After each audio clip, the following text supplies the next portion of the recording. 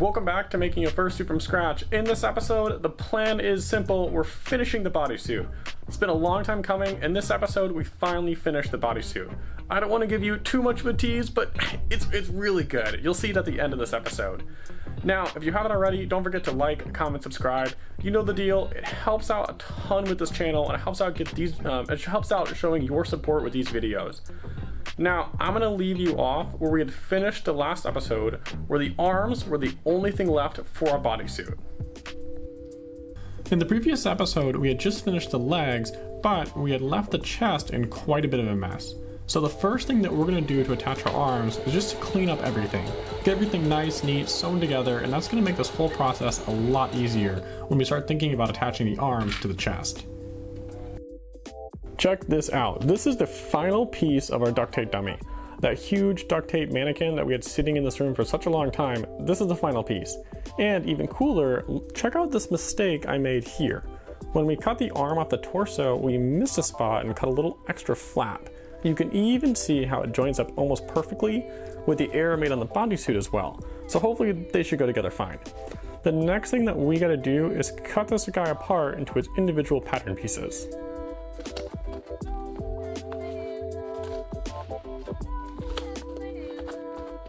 When cutting out your duct tape dummy, it helps to go slow. Any mistake you make here is going to be mirrored in the fur when you cut it out with this pattern. Also, cutting out the DTT is legitimately one of my favorite steps. It feels like the first real thing you need to do to actually build your fursuit.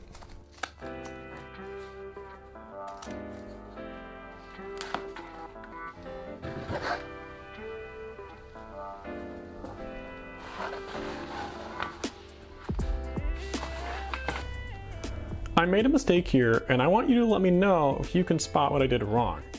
Any hints? Well, I'll tell you, what separates the best fursuit makers from just average fursuit makers is simplicity. I could have turned these two pieces here into one big mega piece, and the piece would actually be better because of it. There wouldn't be this seam here, and instead you're doing even less work. So that's what I'm gonna do now. I'm gonna go ahead, stitch these two pattern pieces back together before we go ahead and cut it all out on fur.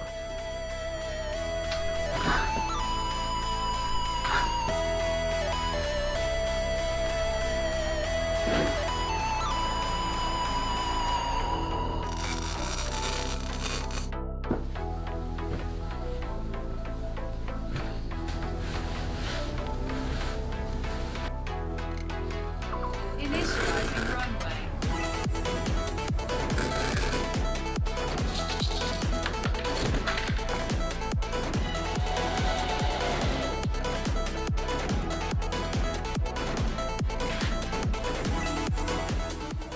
If you're ever having problems getting your parts to fit together, a trick that I like to use is to originally make them oversized and then cut them down to fit. Once you got everything lined up how you like it, you can simply lay the first one on top of the second one, trim out all the extra pieces, and then you'll have two perfectly symmetrical parts that you can attach to your main piece. So I went ahead and pinned everything together, and as you can see, it's really tight, much tighter than I suspected. Now, I'm not really worried about this. Honestly, I'm surprised this hasn't happened anywhere near as much as it has. We need to go ahead and cut out a new version of this. Instead of trying to fiddle around and add like a strip in the middle, I think it'd just be really easy just to cut out a whole new copy and then sew it all together. We buy extra fur, this is a great reason for it. We're not gonna use all of this anyways. Let's just go ahead and cut out some new arms.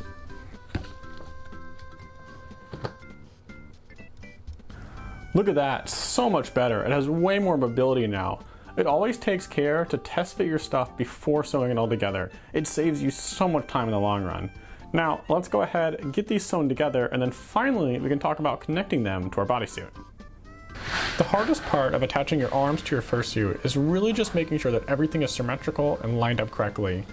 Spending a few extra minutes to trim down your pieces just to make doubly sure that they're basically exactly the same will really save you a lot of time in the long run. Once you get that done, it's just a simple case of pinning it all together and then sewing it up. Don't get me wrong here, the sewing is really quite difficult. Anytime you're sewing two big pieces together, it's almost always challenging. Now that we've attached the arms to the bodysuit, we can go ahead and talk about something completely different.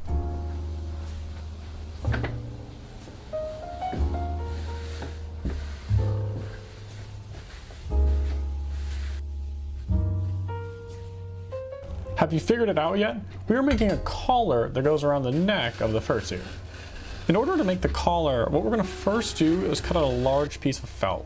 And this is the same felt we used in the mouth of the head. And then fold it in on itself, and then fold that into a big V. And we're going to paint all of that together. This is going to make it really easy to align it to the bodysuit without it coming unraveled and becoming a huge mess. It's really quite difficult. Then finally, we just sew it all together.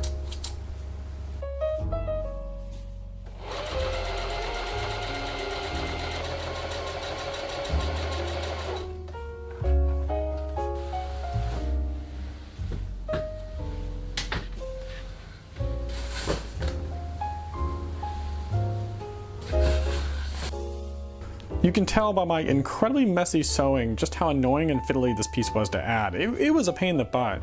But I think if you ask me, it adds a really nice professional touch to our fursuit's collar. Ooh, YouTube, check it out. I don't know about you, but I'm gonna go ahead and call this bodysuit finished. I think it turned out really good. I'm super happy with just how flexible and how easy it is to wear. It feels super comfortable. And I was kind of worried about that at the original. I think the choice to use polyfill was a great decision. Now, don't get me wrong, we still have a lot of work to do, but I think this turned out really good, and I'm really happy with it. I think the shapes is what works best. I really like the digigrade-ness of digigrade suits, and I'm happy with how this turned out. Also, you know what we have to do next. You know, we have to try the fursuit head on with the bodysuit.